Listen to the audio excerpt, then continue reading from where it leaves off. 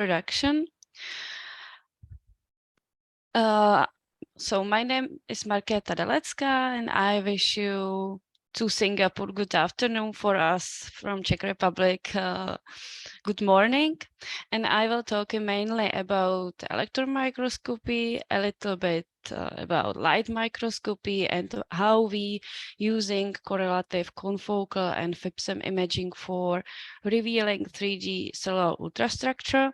And at the end of my presentation, I will show you our workflow with making bubbles.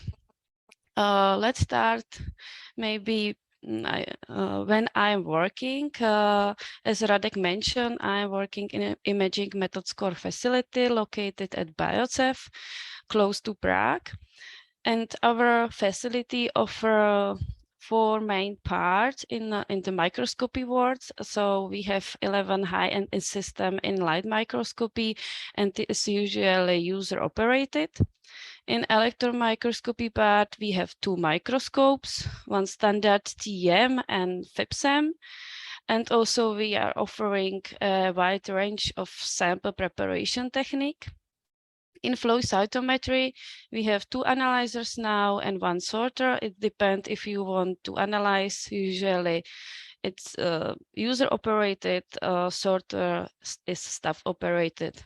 And last but not least, we offering data analysis support for our users. We are open access. It's meaning that we offering advanced microscopy for everyone. So please don't hesitate to contact us here on our webpage. Also, we are part of Eurobio imaging, so you can find the contact to us on these web pages. And we will try to help you with your project or design your microscopy part of your work. So I would like now start with the electron microscopy and mention a few differences between 2 main techniques in electron microscopy, which is transmission electron microscopy and scanning electron microscopy, because it's very different to mention this difference. And the first is in the electron beam. Because in transmission, in TM, it's a static, the primary source. But in scanning electron microscopy, the beam is focused to fine point, and the specimen is scanning line by line. Next, a very important difference is in voltages, which we need. Maybe I will show you last difference, because this in the connection, because in TEM, the specimen must be very thin, because the primary electrons are going through the whole specimen, very thin specimen. And for this reason, the primary electrons need to have a high power and speed, and this depends on the voltages which we applied on the primary electrons. So in TM, the range of voltages is usually between 60 and 300 kV. 300 kV microscope are the best nowadays. In scaling electron microscope, the wide range of specimen is allowed because the primary electrons are not going through the whole sample, but we detecting the scattering electrons. So the accelerator voltages would be much lower, and the range is usually between 1 and 30 kV. Next difference is in the imaging, because in transmission electron microscopy, as I mentioned, we detected transmitted electrons on the camera, which is on the bottom of microscope, and we are creating the real image immediately. In scanning electron microscopy, we detected the signal by detectors. And as I mentioned, beam is scanning the sample, so the image is building line by line. So these are main differences in these 2 techniques. Now a few words about the scanning electron microscopy, because I will focusing on FIB-SEM. So this is a standard scheme of scanning electron microscope. So on the top is always a primary source of primary electrons, which are going through the condenser lenses, objective lenses, some detectors, usually for backscatter, could be in this line. And this primary electron by accelerator voltages and current are focusing into the sample, which is on the bottom of the microscope. And some other detector are from the sides of the microscope. And we detected two main signals after hitting the primary electrons, the surface of the specimen. The backscatter electrons are scattering, which are usually going to this direction, and secondary electrons, which are usually going to the sides. So detectors for this signal is usually on the side of the microscope. And on this side of on this slide, you can see the standard image in scanning electron microscopy when we observe the surface of the sample. This is a very important image for understanding the interaction of primary electrons with the sample. It's an interaction volume. And as you can see, it depends how thick the sample is, because when it is very thin, the primary electrons are going through the sample and we detected transmitted electrons. But when we detected electrons which are scattering from the surface, as I said, backscatter electrons and secondary electrons, the interaction volume is the volume of the sample when the primary electrons interact with the atoms in the sample. Also, some other signals is also generated after this interaction. For example, characteristic X-ray. And for this signal, we can also have a special detector. And the signal, it's specific for elements in the sample, so we can get information about elements inside. And how big this interaction volume will be, it's meaning how big it will be. The volume of the sample when you're collecting the signal is depend on the voltages which is applied on the primary electron and also on the material, as you can see here. When we comparing the accelerator voltages, which when it's increasing, it also the interaction volume, which is this part, is much bigger. And also when we comparing different materials, it also we can see also big differences. And this is reason why we add the heavy metals, for example, to the sample for EM, because we need to have a contrast, and these heavy metals, atoms from the heavy metals interact with the primary electrons. In our lab, we have FIB-SEM microscope Helios from FEI company. Now it's a Thermo Fisher. It was by Thermo Fisher. And as you can see, this is dual beam system. It's meaning that this is standard SEM, scanning electron microscope, where the source of primary electrons, we have field emission gun, which allows us very good resolution in specific conditions, 15 kV. We can get a 0.9 nanometer resolution. But there is the second beam, focused ion beam. It's from the side of the microscope, and as a source of ions, we have gallium, but it could be some other elements like helium or modern FIB-SEM. They are using plasma FIB, which is more gently for the specimen and faster. The milling is faster than gallium source, and It also allows very good resolution, so we can milling very precisely by this gun. I will describe it in more detail a little bit later. But now I would like mention mainly that we can also work in cryo condition on this microscope. So we can using cryo condition for imaging only SEM. As a SEM, so it's meaning that we can do freeze fracture. So you frozen the sample, broken in the middle, and observe the surface under cryo condition. And also the milling could be by focus ion beam could be done in cryo condition, and it's for prepare lamellas for TEM. Now a little bit about the focus ion beam. As I said, it's a second beam. It's from the side of the microscope. And this beam can be operated at low or higher beam currents.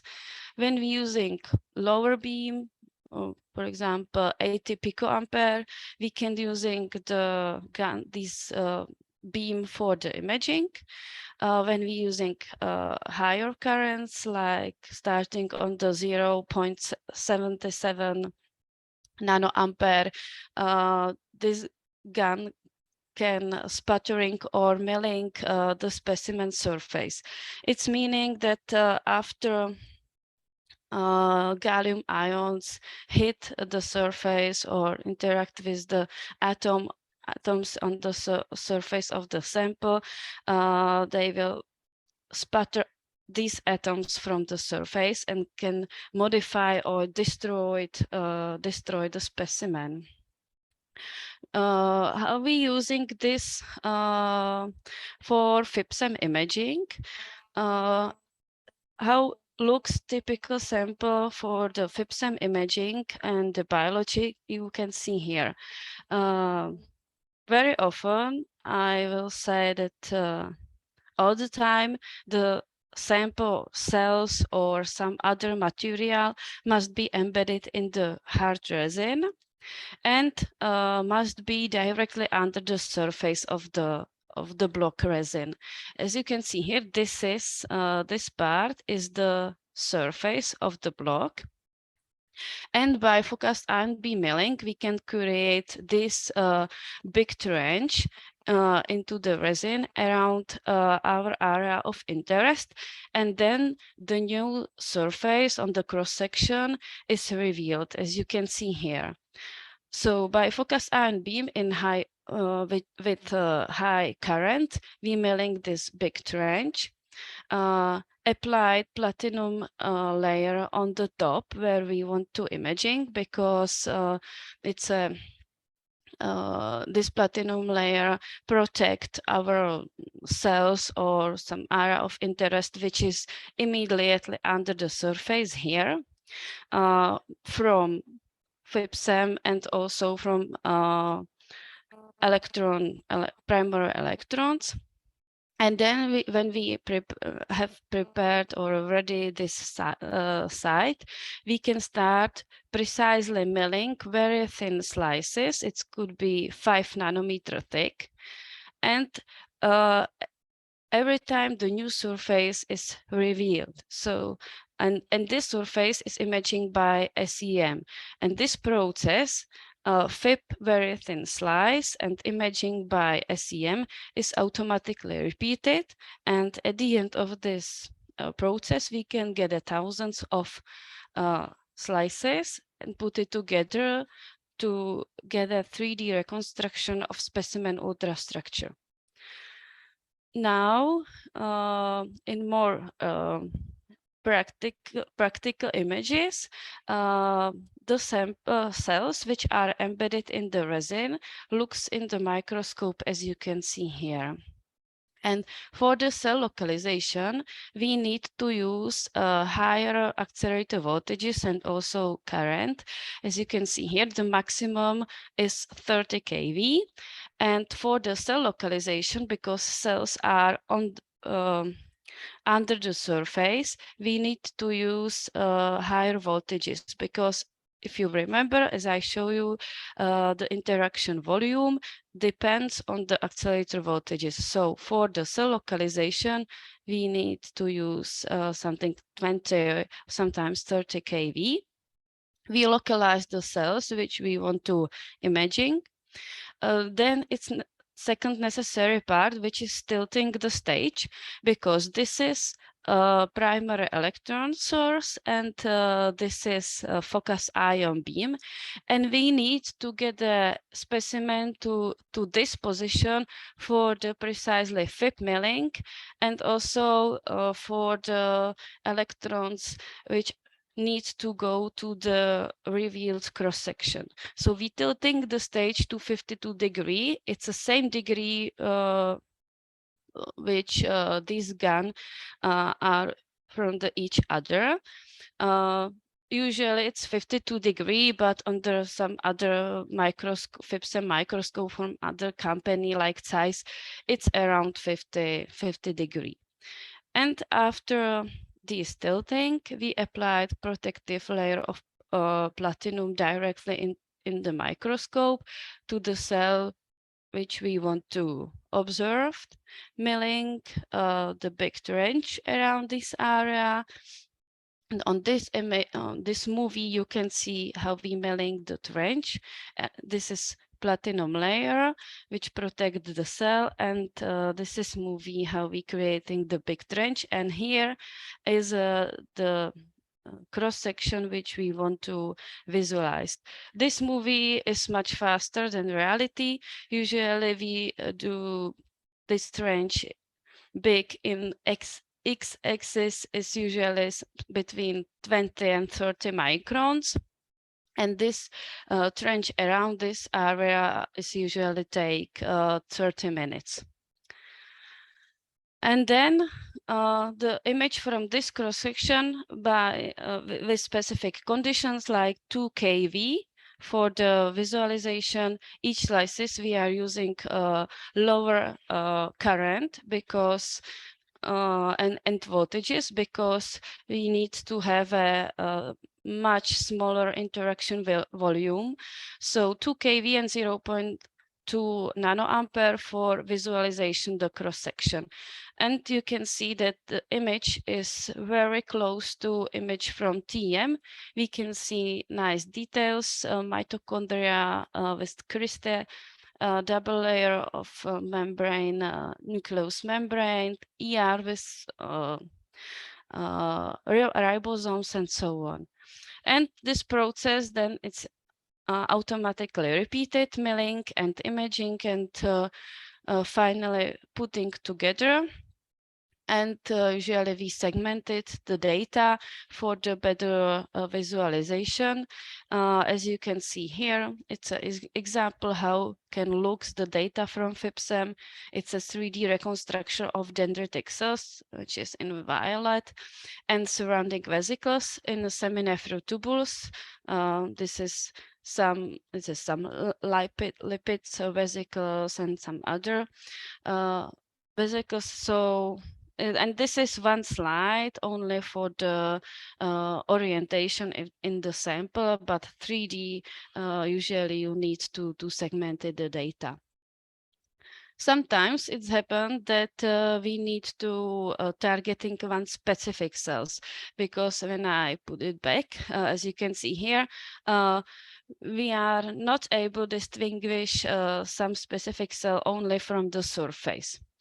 When we need to targeting or the imaging specific cells or specific part of the cells or on the tissue, we are using CLEM, correlative light and electron microscopy for this, which is combination of optical, mainly fluorescence microscopy with the electron microscopy. And we are trying to put it together benefits from these two modalities. We know that benefits of fluorescence microscopy are that it's allowed to live cell imaging, which not possible in the electron microscopy. And also that we can identify specific molecules, study their biological roles, specific targets in the cells, and so on. Otherwise, in the electron microscopy, we have one big benefit that we can observe the ultrastructure details in the cellular architecture. And we try to put these benefits together for the study and targeting the cell.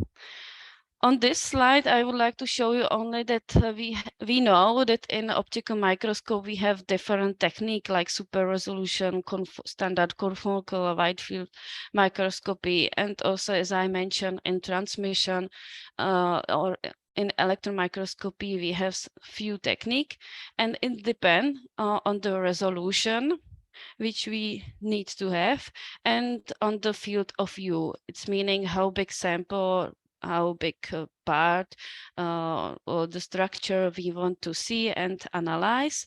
And when we have answer on these two main questions, we can choose the proper technique for the correlative light and electron microscopy to see the object that we want to see. The CLAM is some bridging of two microscopy modalities, and we can using this for two goals.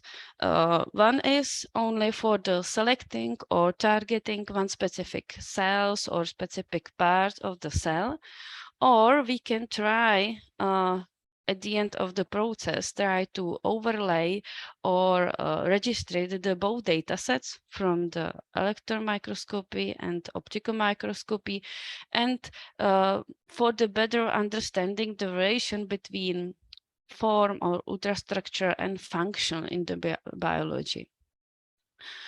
So it will be fine if we have idle CLAM sample because it allows us to combine all benefits together.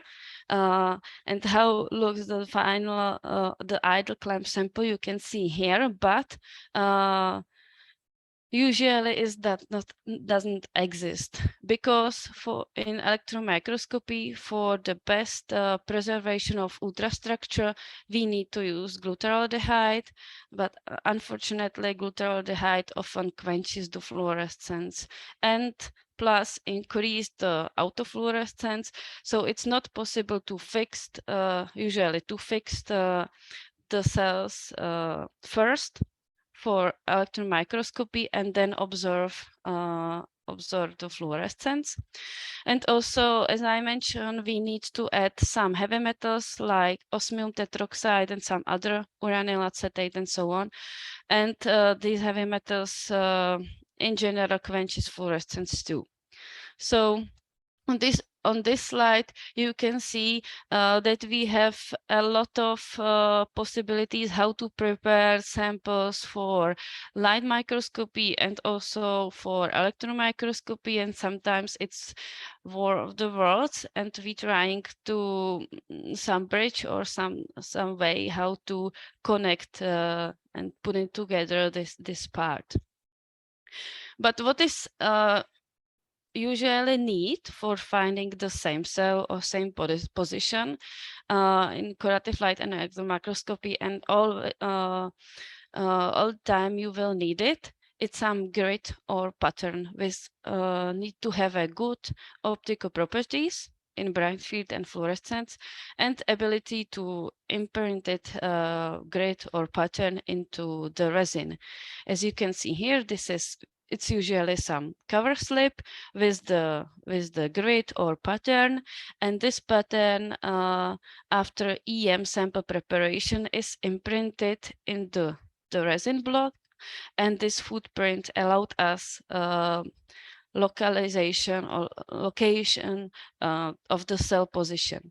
We are usually using matic dish, where are these squares with the letters and numbers, and this is coordinates for the localization of one cells or one part. I will show you on the real project, for example, this which we collaborate with Pavel Jungwirth, and on this optical microscopy image, you see that we localized these cells, and we need to see how ultrastructure, or how looks this green dot on the one cell, which is some peptide which is penetrating into the cell and creating some structures, and we didn't know how it looks. So we're using correlative light electron microscopy, we targeting these cells and comparing with the surface after EM sample preparation. This is some part of the pattern. As you can see here is the same part, and we can see that these two guys are on the same position as in optical microscope.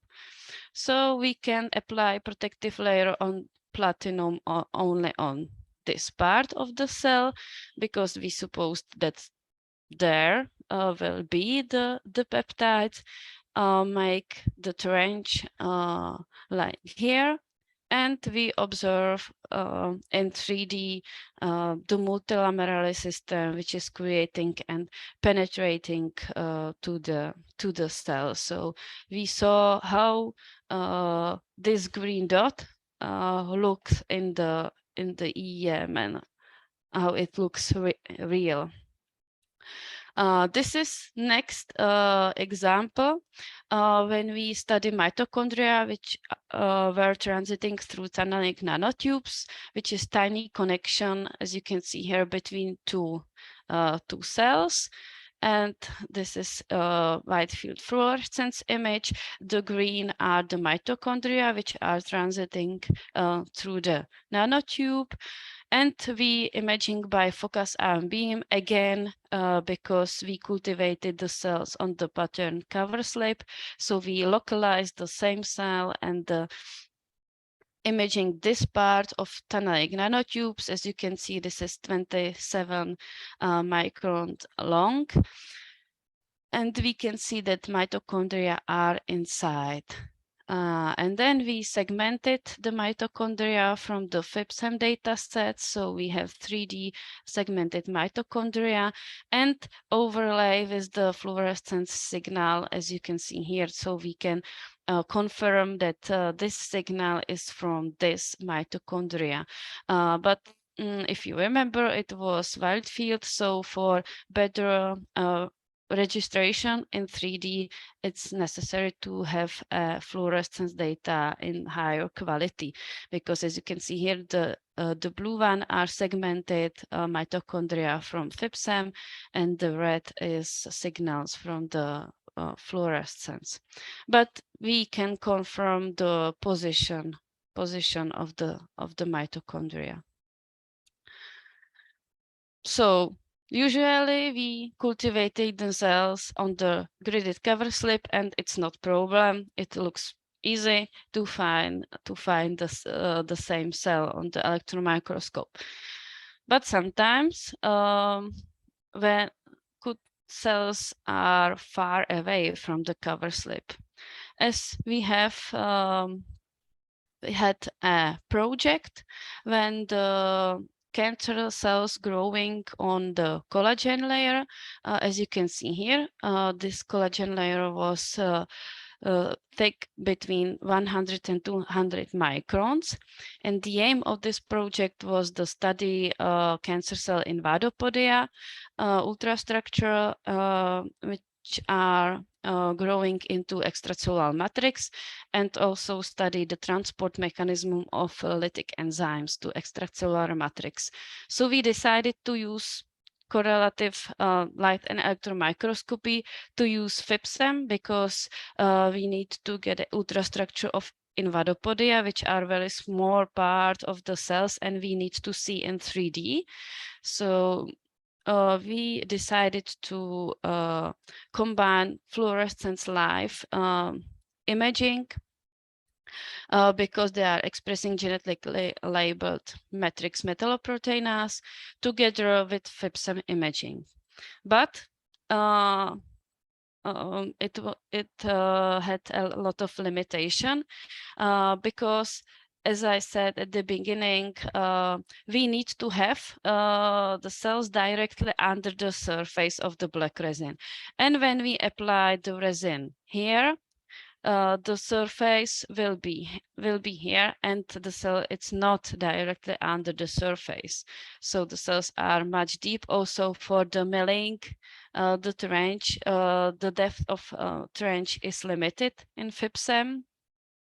And when we decided to trimming this part away, to get the cells directly under the surface, we also trimmed away the imprinted grid, and then we were not able to select one specific cells which we acquired on the optical microscope. So it was a challenge for us, and we started thinking about that, and we decided to use a high power infrared laser for this, because our idea was that here in focal plane, the energy or intensity of this laser is very high, and that it could start in very focusing small point, that it could start the melting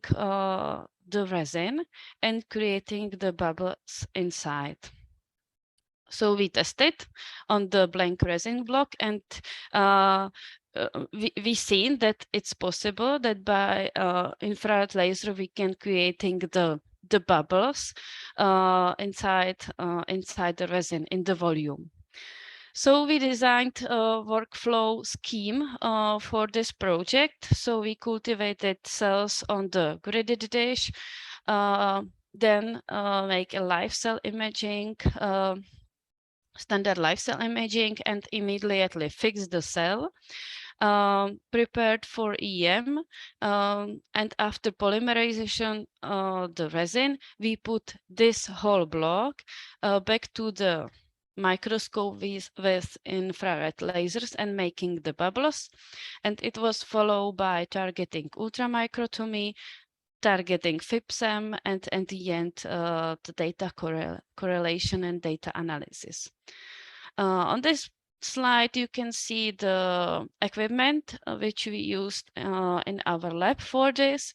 So as you can see, we making live cell imaging on Carl Zeiss microscope, fixed them. This is a standard protocol for FIB-SEM sample preparation. So we add some heavy metals, dehydrated, and upon embedded, and put it back to the Carl Zeiss microscope when we have infrared laser, burning the bubbles. Then remove this block from the dish and did a bubble assisted cutting through the collagen layer. Then the whole block of the resin is sputtering with 25 nanometer platinum and acquiring a 3D data set by FIB-SEM. Now I would like to show you in more details for the better imaging. So let's start with the live cell. So we use the standard objective for this, and we are focusing to the cells layer and finding and localize one cells with which had a position above the pattern with good fluorescent signal and with the standard cell morphology. So we targeting these cells, for example, then we acquiring Z-stack in several fluorescent channel and transmitted light. Then we immediately fixed the cell with the fixed solution, which are usually used. It's a combination of glutaraldehyde and formaldehyde in cacodylate buffer. And then we can go slower because now the cells are fixed, and we focusing to the cover slip where the grid it was, or some coordinates above the or under our cells, and we acquiring the tile scan to get XY coordinates. As you can see here, this is, I think this is P and some part of the grid, but it's not possible to see the cells which are in the deeper part. Then we focusing back to the cell to confirm, yes, we see our cells there, but now it's not possible to see the pattern, as you can see here. Okay, then we prepared the sample for the EM and put it back to the Carl Zeiss microscope and start marking our cells with bubbles. So we starting with the focusing and finding the pattern, then focusing to the cells layer and comparing the position after fixation, as you can see here.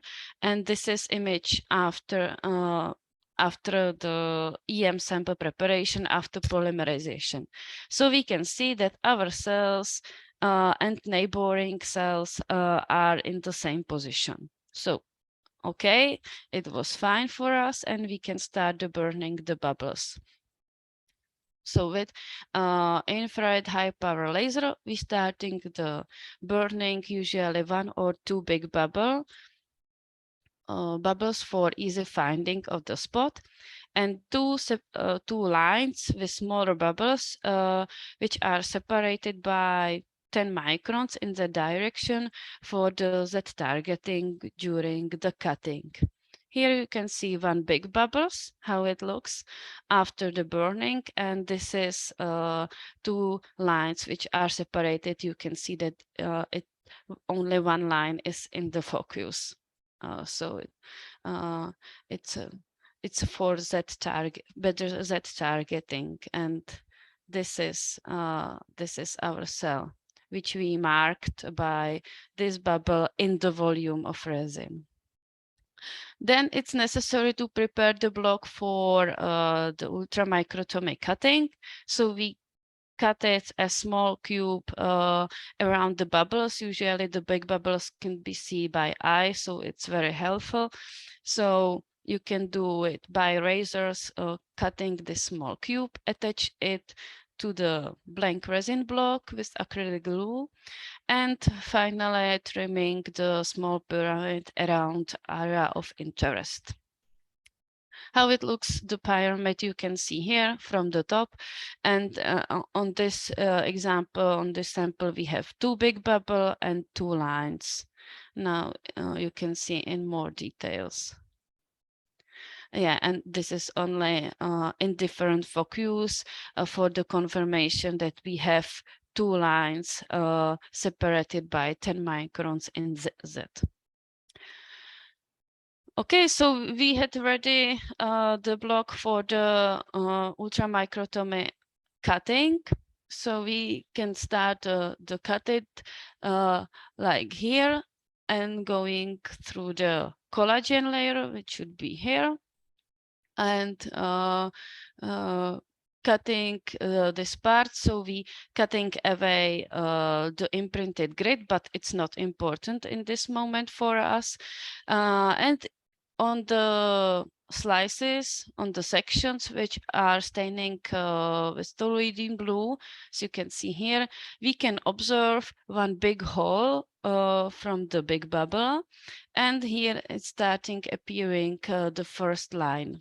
Okay, when we going deeper to the deeper part, the big hole is still there, and here the second light, it starts appearing, and it was signal for, and also you can observe some cells, and this is collagen layer. As you can see, it's different between this part, and this moment was we need to go slower, because it's meaning that in few sections our cells will start appearing.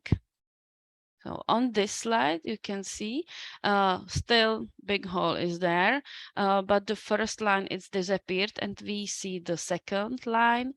and some part of our cells. And for this, it's very important to have an image of the neighboring cells, because we need to see some other cells for the better localization. And we see that some part we have on the section. So it's a moment for the stop the cutting, because the rest of the body of the cell is still on the block resin block, which is important for us. Yeah, we can compare it with the images after the burning bubbles, and we can identify the same position and same cells. We can put it this block to the FIB-SEM microscope after application of 25 nanometer of platinum, and observe the surface of the block, resin block, as you can see here. So we can comparing with the last section from the ultramicrotomy. This is big hole from big bubble, and on the surface it looks like here, and this is section. And as you can see here, it's on the last section from the ultramicrotomy is small part of our cells, and the rest of the body is still under the surface. So it's a good moment for us, and we decided the imaging this part of the cell, which we suppose that will be in the resin block, and imaging. And the results can look like this. It's a raw data from FIB-SEM. So here it's a rest of the cell body, because some part on the top was trimmed away by ultramicrotomy. Here are invadopodia, which we want to study and see their ultrastructure. This is a collagen layer, and we are focusing on the interaction of this invadopodia with extracellular matrix. Here are also results from this project, where we overlaid the data sets from the fluorescence signal and with the electron microscopy, because, as I mentioned, our users were also interested in the metalloproteinase, and they have fluorescent signal from some specific part of the cells. And for the better registration and correlation, we usually staining the nucleus with the DAPI, and also the membrane of the whole cells. And here you can see the results only from the FIB-SEM microscope, when we have 3D segmentation of the cell body, which is in the blue, and the collagen fibers, which is the yellow. And also here, it's a movie, I think. Here it's a segmentation again, but only we can see a collagen layer which are in the contact with the invadopodia. Yeah, it's a movie, 3D movie. So we can do a lot of data analysis on this project, and our workflow with the burning the bubbles was published in this paper, and now we trying to improve it, and because we have installed the new cryofluorescence microscope here, so we trying to apply cryofluorescence imaging, and follow by this protocol for correlative confocal and FIB-SEM microscopy. That's all from me. At the end, maybe I would like to thank all our users, because they are inspired us, and of course all my colleagues from IMCF, and thank you for your attention. Thank you, Markéta. And now it's time for questions. Anyone wants to ask anything?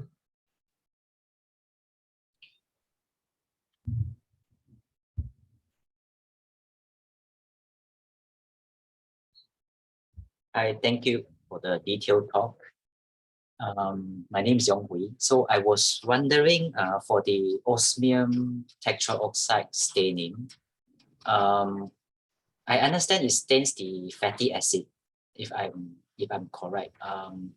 Have you tried not using the osmium staining to see whether is there any differences, because the osmium tetroxide is quite toxic? Yeah, you are true that it's quite toxic, but FIB-SEM microscopy, it's very specific for needed heavy metals, because we need to have a big contrast. So I have some protocols only when we are using only uranyl acetate, but it's not toxic, but it's a radioactive a little bit. Right. So actually, we don't have anything which will be better than osmium tetroxide. And for the FIB-SEM, we needed combination of osmium and uranyl acetate for the get a contrast. Right. Oh.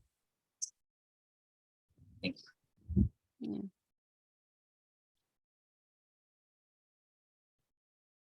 Maybe one more question. How do you segment the different structures in the FIB-SEM images? It's a good questions, because we still working on this, and it's usually a combination of manual segmented and some automatically with artificial intelligence. It's meaning that we first training the neural networks. The girls Zuzka and Anna from our lab making a code for this and training the neural networks on one specific data sets, and then it's necessary to manually correct it, the segmentation after this AI, because it's not possible to do it only automatically. And the program which we are using, it's usually NIS elements. It's very powerful for the segmentation, and also Amera software. But usually it's a combination. Or if you remember, we have segmented some vesicles around the cells, and these vesicles were segmented only manually.